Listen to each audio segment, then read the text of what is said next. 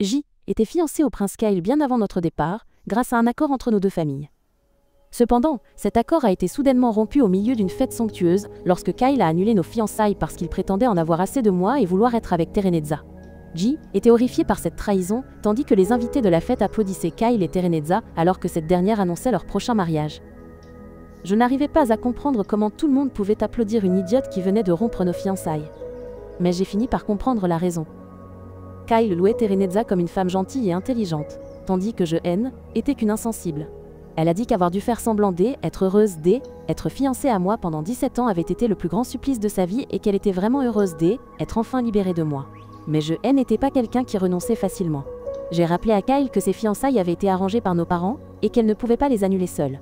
Kyle a répondu qu'elle pouvait annuler les fiançailles sans la permission de personne, car J était une petite criminelle qui avait harcelé Terenezza par jalousie. Terenezza a commencé à jouer la victime lorsque Kyle a raconté comment je l'avais harcelée dans l'enceinte de l'académie. J'ai appelé cela un mensonge éhonté, car était la première fois que je rencontrais Terenezza en personne. Nous étions dans des classes différentes. Cependant, Kyle, qui n'avait jamais été très intelligent, avait perdu toute raison après être tombé amoureux de Terenezza. Elle a cru que j'essayais de discréditer ses fiançailles en soulignant que J était dans une classe avancée alors que Terenezza était que dans une classe ordinaire. Elle a dit que Terenezza lui avait raconté tous les moments où je l'avais harcelée, y compris l'avoir enfermée dans les toilettes et l'avoir poussée dans les escaliers. Elle m'a traité de méchante maléfique, et j'ai décidé que j'en avais assez de cet enfant gâté. J'ai dit à Kyle que je ne me souciais plus de ces accusations, et que j'acceptais l'annulation de nos fiançailles. Cependant, j'ai demandé une dernière chose à Kyle avant que nous ne mettions fin à cette relation pour toujours. Le prince n'a pas voulu m'accorder cela tout de suite, mais Terenezza, sûre de sa victoire, a dit au prince de laisser cette pauvre femme parler pour qu'elle n'ait aucun regret. Kyle a commencé à louer sa gentillesse puis m'a demandé ce que je voulais. J'ai lentement marché vers eux et serré mon poing fermement, disant à Kyle que mon ultime souhait était de lui cracher au visage. Kyle fut surpris par mes paroles et me demanda si j'avais perdu la tête. Mais au lieu de répondre, j'assénai un coup de poing en plein visage de Terenezza, avec une telle grâce que même Muhammad Ali aurait applaudi. Cependant, derrière ce seul coup de poing se cachait toute une histoire. Et, que ce soit pour le meilleur ou pour le pire, nous devions tous rester pour en voir l'issue. Depuis mon enfance, j'ai toujours aimé frapper les gens, et chaque semaine j'en frappais un pauvre malheureux avec mes poings. Mon frère, Leonardo, m'a toujours sermonné sur ma tendance à la violence. Mais je lui ai dit que je faisais cela pour un but supérieur. Bien que Leonardo sache que cette fois j'avais sauvé un citoyen d'un noble avide, il ne pouvait oublier mon visage couvert de sang. Il m'a dit que j'allais bientôt intégrer la société des nobles lors d'une fête, et que je devrais arrêter de frapper les gens et me comporter comme un noble. Ce fut le plus grand défi pour moi, lorsque j'ai rencontré le peu fréquentable Kyle pour la première fois lors de cette fête. Il me dit que, à partir de ce jour, je serai son serviteur. Et j'ai dû faire appel à toute ma force de volonté pour réprimer mon envie de lui mettre une raclée. Car je savais qu'il était le prince de ce pays, ainsi que mon futur époux. Ce était que le début de mes souffrances, Kyle continuant à me harceler et à me jouer des tours, alors que J était déjà enchaîné par ma situation familiale. Même mon père ne pouvait pas m'aider, car nous avions affaire à la royauté. J'ai donc dû endurer ces mauvais traitements pendant de nombreuses années. Finalement, j'ai eu 15 ans et je suis entrée à l'Académie nationale avec le score le plus élevé, me faisant rapidement de nombreux fans. Malheureusement, Kyle était aussi là, et il a publiquement déclaré que je lui servirais de serviteur, même au sein de l'Académie. Cependant, à ce stade, J était immunisé contre ses farces et ses caprices, alors j'ai gardé un visage impassible face à lui. Quelques jours plus tard, Kyle est entré dans ma classe, de très mauvaise humeur, et a commencé à me crier dessus, me disant d'aller lui acheter le déjeuner. Je me suis excusée et lui ai dit que je le ferais immédiatement. Mais ce clochard était toujours pas satisfait, et m'a emmené pour me punir, laissant ses sbires surveiller d'autres filles pour qu'elles ne se plaignent pas au professeur. Je savais que Kyle était furieux d'avoir été rétrogradé en classe inférieure en raison de ses mauvaises notes. Et il voulait décharger sa frustration sur moi. Il a décidé de me couper les cheveux et de les ramener en classe comme un trophée. Et même avec ma patience, cela a dépassé les limites. Je lui ai dit d'arrêter sinon j'en parlerai à ma famille. Mais Kyle a offensé mon père, le traitant de simple chien de garde de la noblesse. J'avais l'intention d'enfoncer sa tête dans les ténèbres.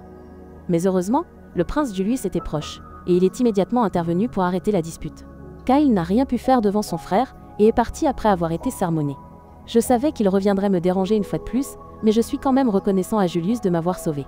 Il a répondu qu'il ne faisait que sauver son frère avant de me parler, et j'ai commencé à le respecter pour son caractère admirable. Je savais que le prince Julius était le principal candidat pour le trône suivant. Mais les nobles corrompus le craignaient et soutenaient Kyle pour sauver leur propre peau. Cependant, le respect que j'avais pour le prince s'est rapidement transformé en jalousie lorsque j'ai découvert que Julius avait obtenu un score parfait dans toutes les matières, mettant fin à ma série d'excellents résultats. Je pensais que Julius devait être vraiment excellent et diligent. Mais quand il s'est approché et m'a dit à quel point il était facile d'obtenir un score parfait, je suis devenu furieux. Je l'ai considéré comme une insulte personnelle, et j'ai étudié très dur pour le battre la fois suivante. Mais ensuite, la rumeur s'est répandue que Julius avait délibérément perdu pour me faire plaisir. Cela m'a encore plus déçu, et j'ai décidé de le mépriser complètement. Mais Julius a continué à me déranger. Il me suivait même après les cours, me demandant comment allaient les choses entre moi et Kyle. Et j'ai soudain réalisé que Kyle n'avait pas eu l'intention de me déranger récemment, malgré la raclée qu'il avait reçue ce jour-là. J'ai réalisé que Julius me traînait pour tenir Kyle à elle écart, et j'ai commencé à le voir d'un œil plus positif.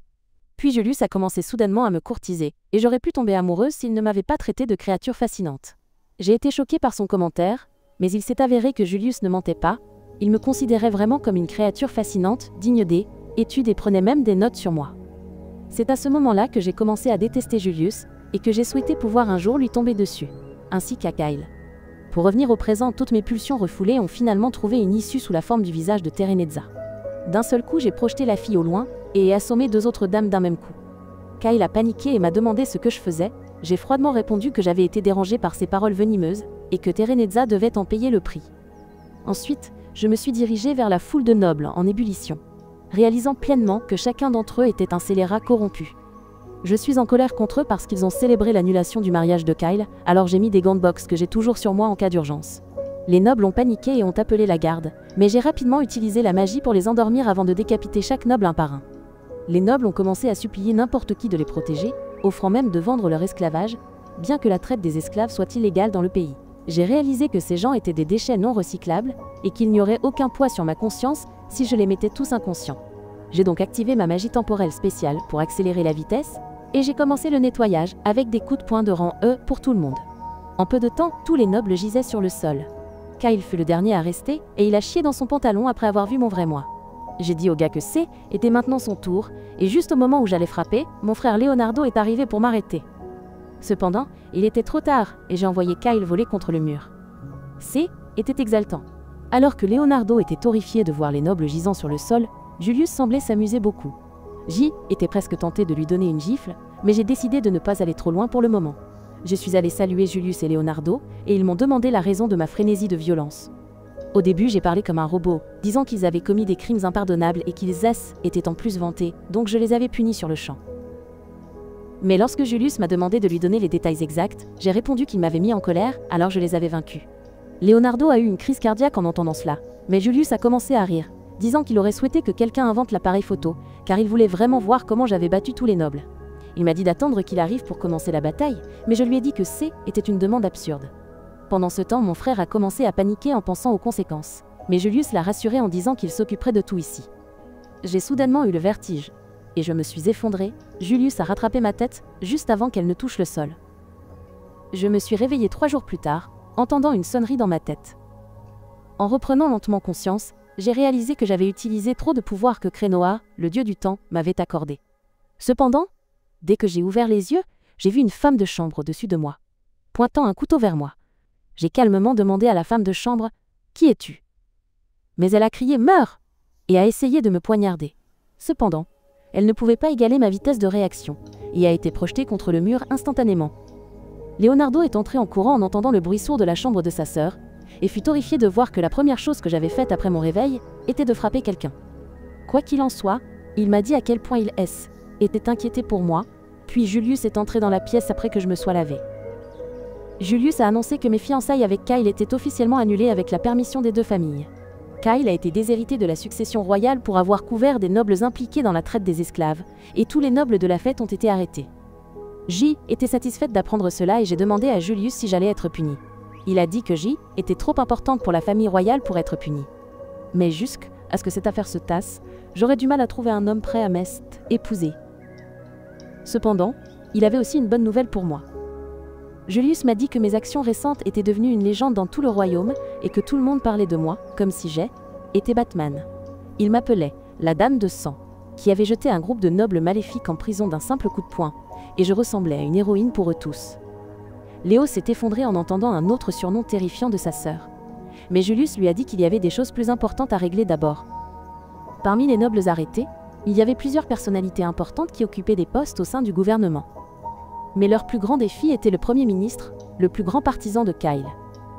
Julius a dit que même le roi avait des doutes sur la corruption au sein de l'entourage de Kyle. Par conséquent, il a créé une organisation appelée CIO2 pour enquêter, et Léo en est actuellement le chef. Ensuite, il a convoqué l'un de leurs espions. La première personne à s'infiltrer dans le cercle de Kyle et à rapporter des informations précieuses. Cet espion s'est avéré être Sigurd, un serviteur de Kyle. Il m'a immédiatement présenté ses excuses pour m'avoir maltraité pendant tout ce temps. J'ai répondu qu'il méritait un Oscar pour sa performance exagérée, et Sigurd s'est encore plus inquiété quand j'ai dit cela.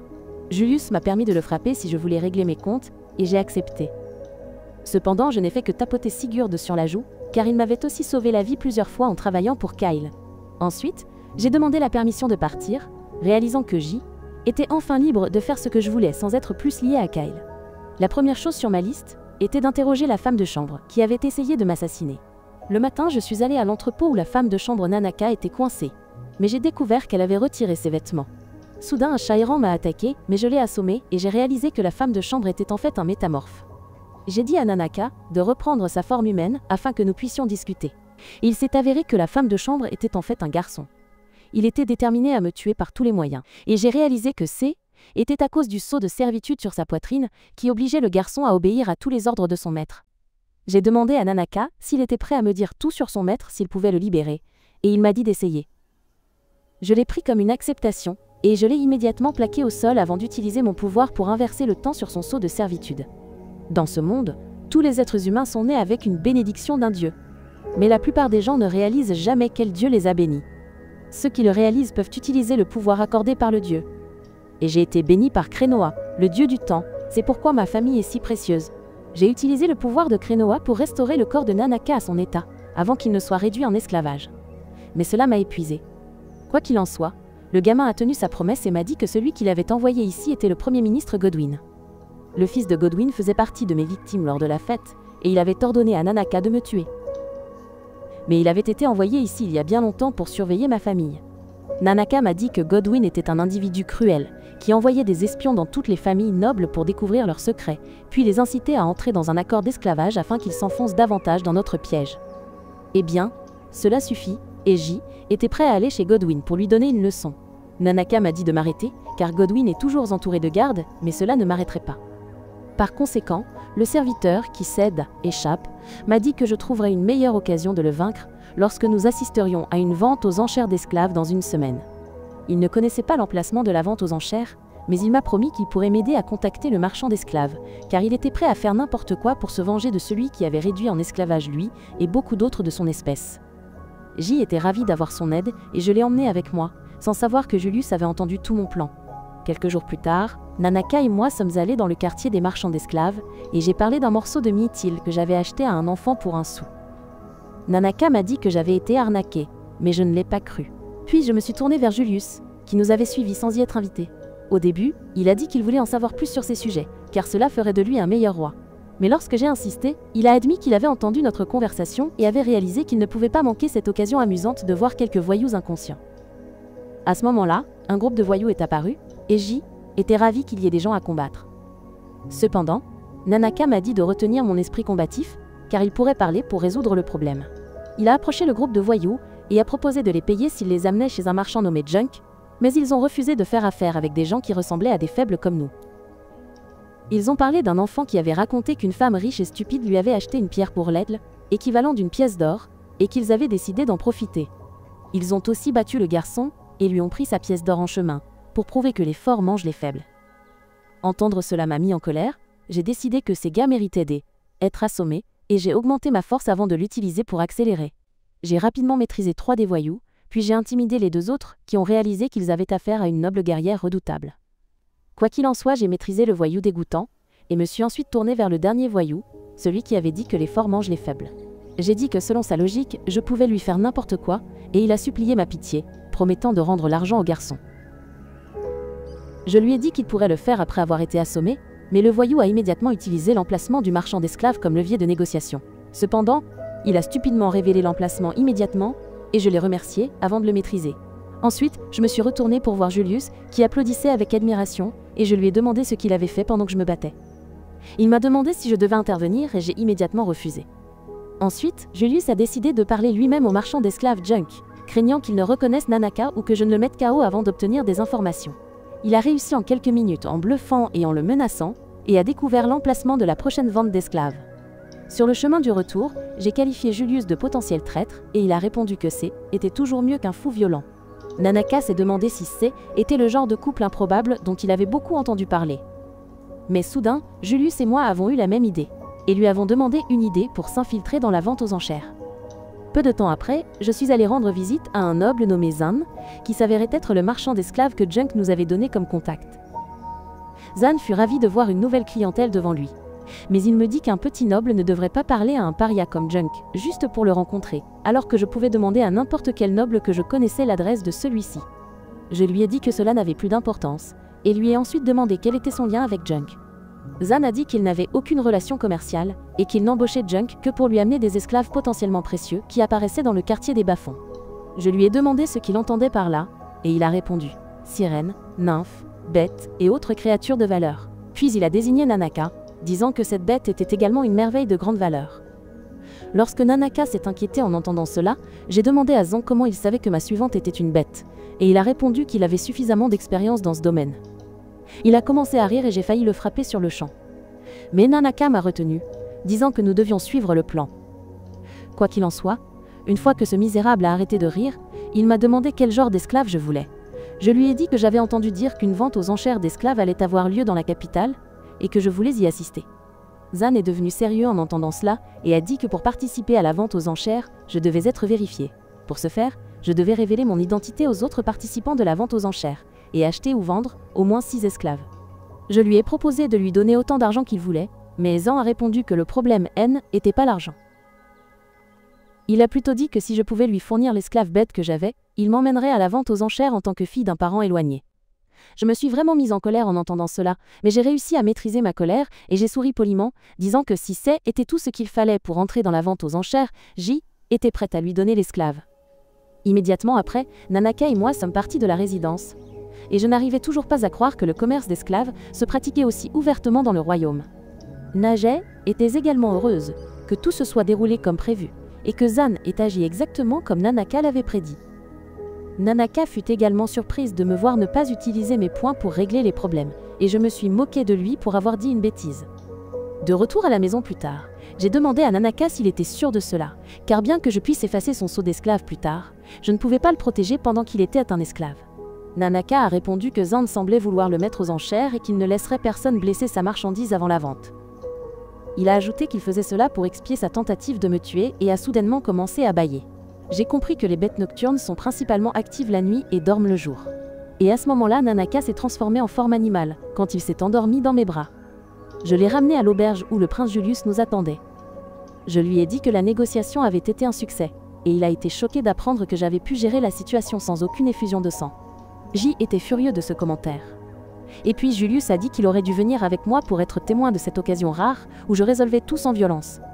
Mais le prince d'un pays ne peut pas sortir pour acheter des esclaves. Je n'avais pas l'intention de me disputer avec lui. Par conséquent, dès que j'ai mis Nanaka au lit, j'ai décidé de sortir prendre l'air. Julius a dit qu'il pensait la même chose, et il m'a accompagné, restant près de moi à tout moment. J était mal à l'aise à ce sujet, mais Julius m'a suivi, disant qu'il avait des affaires dans cette rue. À ce moment-là, un vendeur de tarte aux pommes m'a appelé, disant qu'il avait une offre spéciale pour les jolies filles. Il a dit que si j'achetais une tarte aux pommes, il m'offrirait une pomme gratuite, et Julius a décidé de profiter de cette offre et a acheté aussi. Ensuite, un vendeur de bijoux a essayé de me vendre quelques articles à bas prix, et Julius les a également achetés, mais sans oublier de les mentionner. Il a également acheté auprès d'une diseuse de bonne aventure louche, et j'ai demandé « Qu'aviez-vous vraiment à faire dans cette rue ?» Julius a répondu qu'il avait juste inventé, et m'a traité de jolie fille, pour avoir cru à un mensonge aussi évident. J était vraiment en colère contre lui, et j'ai frappé un mur voisin, car je ne pouvais pas frapper le prince au visage. Julius a juste ri, et m'a ensuite donné une tarte aux pommes qui m'a fait sentir comme si je flottais au paradis. Julius s'est ensuite excusé de m'avoir taquiné, mais j'ai répondu qu'il ne pouvait pas acheter mes excuses juste avec une tarte aux pommes. Cependant, une autre tarte aux pommes supplémentaire suffisait, et je lui ai rapidement pardonné. Ensuite, j'ai remarqué que Julius connaissait très bien le quartier, et il a répondu qu'il se cachait souvent pour explorer la ville. Il m'a demandé ce que je pensais du marché, et j'ai fait remarquer que quand Kyle m'envoyait souvent acheter du pain pour le gibier, je n'avais pas beaucoup de temps pour contempler les environs. Cependant, maintenant que je le vois, le marché est un endroit joyeux. Julius était ravi que j'apprécie, et a dit que chaque fois qu'il vient ici, il veut que je voie cet endroit. Je me demande si j'ai juste voulu sortir avec lui et penser que si je lui disais directement, je ne serais pas si mal à l'aise. Soudain, Julius a commencé à monologuer, disant qu'il détestait l'ennui. Depuis son enfance, les seules choses qui attiraient son attention étaient les choses laides et déformées. Il était toujours entouré de nobles stupides qui voulaient lui plaire, et il devait continuer à jouer devant eux. Cependant, il m'a ensuite vu, moi qui ne me souciais pas du tout de lui. De plus, il a vu mon frère me harceler. J'ai donc décidé de lui parler. Je lui ai dit que je pouvais me plaindre à son père si Kyle me harcelait. Mais j'ai seulement souri étrangement quand j'ai dit qu'il venait de raconter une blague. C'est à ce moment-là que j'ai complètement capté son attention et qu'il n'a jamais cessé de me trouver fascinant. Il a de nouveau dit qu'il trouvait la plupart des choses dans le monde ennuyeuses mais qu'il détestait l'ennui. C'est pourquoi il essaye de garder des choses fascinantes autour de lui, et qu'il n'y a personne de plus fascinant pour lui que moi. Sur ces mots, il s'est soudainement accroupi pour m'embrasser la joue, et j'ai eu la chair de poule. Julius a dit que ce « N » n'était pas de l'amour romantique traditionnel, mais qu'il était sûr qu'il m'aimait bien et que était très précieux pour lui. Cette nuit-là, alors que Joven était assis seul dans ma chambre, je n'arrivais toujours pas à croire ce qui venait de se passer. Je me suis effondrée sur le lit, me demandant si ce baiser était juste un autre truc de prince pour se moquer de moi. Le lendemain, j'ai revu Zan et je lui ai dit que je lui donnerais Nanaka, mais qu'il devait tenir sa promesse. Il a accepté, mais avant cela, il m'a demandé une preuve que cet esclave était vraiment un animal de compagnie. Je lui ai demandé s'il me croyait, et il a répondu que était juste sa politique pour confirmer la marchandise avant de l'accepter. J'ai ordonné à Nanaka de se transformer, et il s'est immédiatement transformé en chat, chien ou n'importe quelle créature. Zan a été ravi de voir cela, et à ce moment-là, un grand homme au croc sortant de sa mâchoire inférieure est entré dans la pièce. Il m'a regardé fixement et a demandé à Zan si était l'esclave qu'il recevait aujourd'hui. Zan lui a dit que l'esclave nommé Donovan était notre client, et que l'animal de compagnie était l'esclave. Nanaka N était visiblement pas content de le voir, et j'ai aussi réalisé que Donovan était mi-humain, mi-monstre, ce qui faisait de lui un lycanthrope. Zan s'est excusé pour le comportement grossier de son esclave, puis lui a dit de ramener l'animal. Donovan a semblé contrarié de le voir, et a fait remarquer que l'animal de compagnie était célèbre pour ses rapides capacités de régénération. Il a mis un collier en métal autour du cou de Nanaka et a commencé à la traîner, mais Nanaka s'est débattu, le rendant furieux. Il a fait tournoyer un fouet barbelé dans l'air pour la frapper. Mais soudain, j'ai attrapé le fouet à main nue. J'ai dit à Zan que sa servante était assez obéissante, et que s'il n'avait pas le cran de la punir, je pourrais le faire pour lui. Donovan ricana avec mépris, et même Zan me méprisait, me disant de ne pas chercher noise à sa servante, car il était autrefois un aventurier de rang A.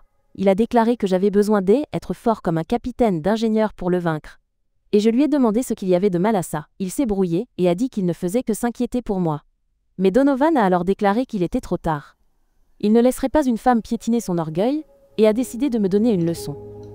Il a commencé à retirer le fouet de ma main, mais il n'arrivait même pas à le retirer de ma poignée serrée. Il a essayé encore plus fort, et Zan lui a dit d'arrêter de plaisanter, car il n'y avait aucun moyen qu'une fille puisse battre un homme de plusieurs catégories de poids supérieurs.